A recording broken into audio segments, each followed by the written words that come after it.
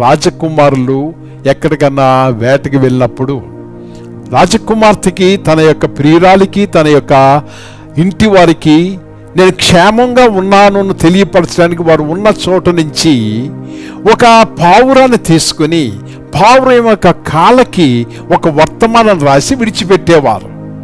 ఆ పావురము ఆ రాజదర్బారులోనికి వచ్చినప్పుడు అర్థం ఏమిటంటే రాజకుమారుడు క్షేమముగా ఉన్నాడు, నా ప్రియుడు క్షేమముగా ఉన్నాడు.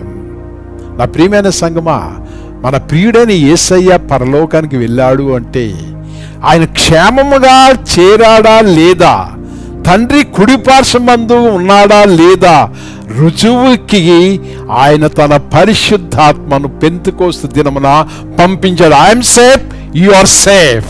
నేను క్షేమంగా ఉన్నాను, మీరు క్షేమంగా ఉన్నారు, నా ఆత్మను మీకు ఇస్తున్నాను, మీలో శాంతి సమాధానాలు సమృద్ధిగా ఉంటాయి.